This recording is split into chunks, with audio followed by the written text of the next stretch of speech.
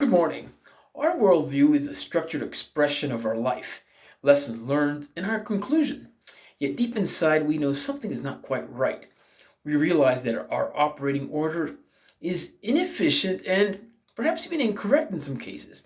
And we want to change the world, but what we're doing is an outside-in approach, and it works to a degree, and yet we fall short. And what has always worked is the opposite, the inside out approach. That requires a painful honesty of rebuilding our construct, the way we think.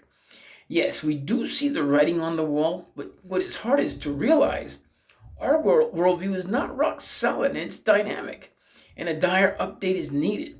Now, the process of learning is perhaps the hardest, and we will rediscover sound based principle and the momentum it brings today.